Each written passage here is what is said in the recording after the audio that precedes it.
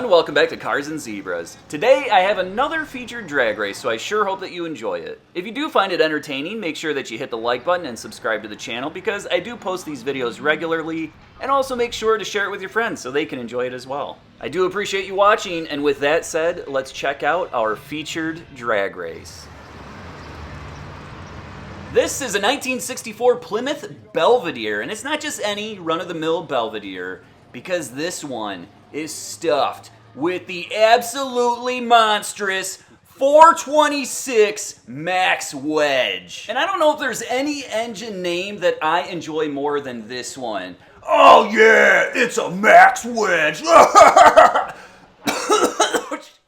But before we jump into this car, let's get a little bit of history on that Max Wedge engine. Even though it was only around for a few short years, that being 1962 through 1964, it has become absolutely infamous in drag racing. In 1962, it was actually a 413 cubic inch engine, and you could get it with either 410 horsepower or 420 horsepower. And a fun fact for you guys, a Max Wedge equipped 1962 Plymouth was actually the first factory stock car to run an 11-second quarter mile. It occurred in July 1962, and that nasty Plymouth just rumbled down the quarter mile in 11.93 seconds. That is insane! There were a few small revisions for 1963, and now the engine was coming in at 426 cubic inches. You could even get what they termed the 426 Superstock Stage 2. It had 425 horsepower, and get this, a compression ratio of 13.5 to 1. And then we get to 1964, the last year of the Max Wedge. And by now they were calling it the 426 Superstock Stage 3, and you could get it all the way up to 425 horsepower, but they did bring down that compression ratio to 12.5 to 1. Oh, and don't worry you guys, there's plenty of torque to go around for everyone. We're talking 480 pound-feet at 4,400 RPM. I did some digging on this 1964 Plymouth Belvedere, and I did discover that it was a clone car, which is perfectly fine. It's very well done, and it's absolutely gorgeous. But I did notice that the valve covers on this car say Stage 2, which I believe would be a 1963 engine. They announced the car as a 1964. So either they announced the incorrect year for the car, or this car features a 1963 engine. Either way, it's not going to change how it drag races, and it's still an absolutely gorgeous car. But if the owner's out there and you have any clarification, leave a comment, I'll pin it, that way everybody can see. Let's talk transmission options. In 1964, for the first time ever, you could get a 4-speed manual with the Max Wedge. Prior to that, they didn't have a manual that could handle all that power. But this car features the tried and true and nearly indestructible TorqueFlite 3-speed automatic. And oh yeah, you're seeing that correctly. It's a push-button automatic in a Max Wedge with 425 horsepower. That is awesome. There were quite a few rear gear ratios available in the Belvedere that year. You could get a ratio as low as a 293, or you could get one as high as a 489. This car features 410 gears. Curb weight was surprisingly light for these cars, only about 3,400 pounds. But the original pricing, it was a little bit expensive to get the Max Wedge. The base 8-cylinder Belvedere was just over 2,300 bucks. If you were going to get the Max Wedge and the automatic transmission, that's going to add over $600. And then if you were going to upgrade to the Stage 2 car, that was going to be another 75 bucks, give or take, which would bring your total price at the cheapest to around $3,000. Adjusting for inflation, that'd be about $25,000 today, which is definitely a little more expensive than a lot of the muscle cars we've reviewed on the channel. But you do get a lot more for the money. Original testing showed a quarter mile time of around 13.6 seconds at 107 miles per hour. But remember, just like the Hemi that was soon to come, a little bit of tuning would really wake up these engines. And that's exactly what happened when Hot Rod Magazine got a hold of a 1963 426 Superstock Stage 2. They specially tuned it for 102 octane and ran a 456 gear. And what do you think that quarter mile time was? 12.69 seconds at 112 miles per hour. That is crazy. So it really just depends on how the car is tuned. But enough talk about the 1964 Belvedere with a Max Wedge. Let's check out its opponent. This is a 1969 Chevrolet Camaro, and this one gets my blood flowing because it's not only a Supersport 396. Yeah, it's an L78. But I tell you what, you guys, I love everything about this car.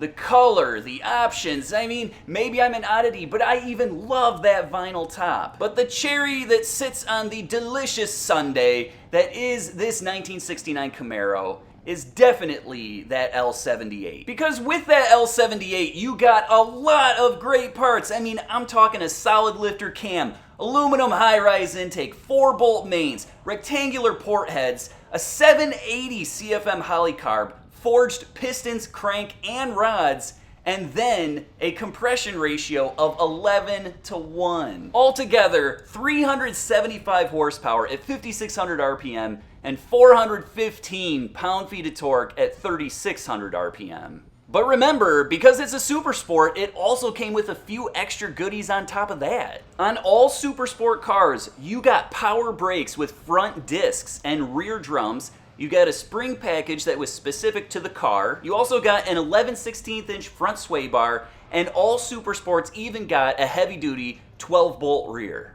There were a few transmissions available. Oddly enough, a 3-speed manual was the standard, but most people optioned over that. They got either the TH400, which was specifically tuned for the L78, but this car features the 4-speed manual.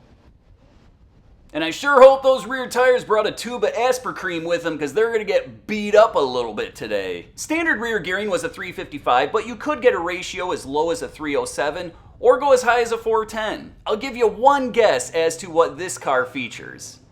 Yeah, of course, it's a 410. This car is weighing in at 3,630 pounds. And let's talk a little bit about pricing for the 1969 Camaro. The Supersport 350 started at just over $3,000, but the L78 package was another $316. So in its cheapest, you could get one of these cars for $3,300. But remember, that came with only the 3-speed manual. If you want the 4-speed, add another $200. So $3,500 in total, adjusting for inflation, just over $24,000 today. So that makes this car a little cheaper than the Max Wedge. Production for the 69 Camaro was fantastic. They made over 230,000 of these cars that year. But if we break that down, there were just over 32,000 Supersports, 13,000 of those had the big block 396, and then about 4,800 had the L78 package. Super Chevy actually tested one of these cars, and it ran a 14.16 second quarter mile at 101 miles per hour. And I know that doesn't sound very impressive, but remember, these big black cars had nearly 60% of their weight over the front wheels. So they would wheel hop like crazy. So if the current owner has sorted that out and is running a good set of tires, I would not be surprised to see the 13-second range. I did want to share a couple of really cool options with you guys that were available on the 1969 Camaro. To start, you could get a block heater. It was only $10.55. You could also get power windows, $105. Of course, air conditioning was available, except in the L78 cars. But in all other cars, it was available, and it was $376. But you want to know what the most expensive option was? I mean, outside of engine choices? It was actually 4-wheel disc brakes. That was an option in 1969 on the Camaro, and it cost $500.30. But just think about it. If you got the Supersport package, you already get power front disc brakes and rear drums. So for $500, they would throw 2 more discs on the rear. It was a very rare option, and the majority of cars that had that option were Z28s. But enough talk about these two cars. Let's see what they do on the drag strip. Joe Booker has the 64 Plymouth Belvedere with a 425 horsepower Max Wedge, 426 cubic inches, 410 gears, torque flight automatic. The car's a monster, but he's going against Mike Sable. Redbud, Illinois, L78.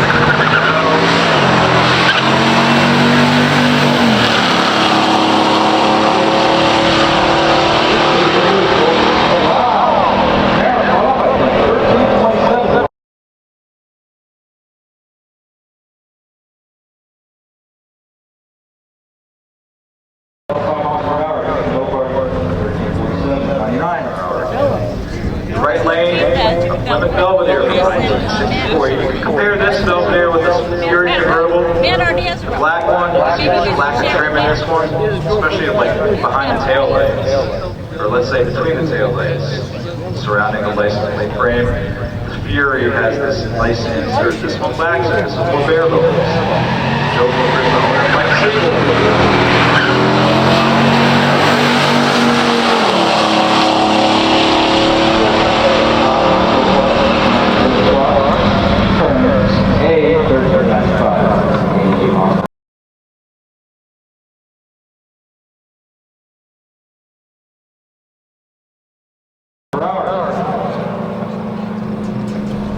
Up next, the Camaro SS396. This Camaro right here, I was talking earlier in the last round.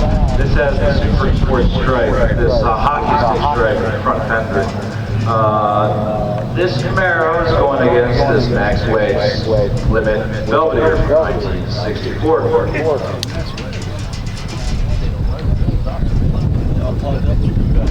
Get the wide.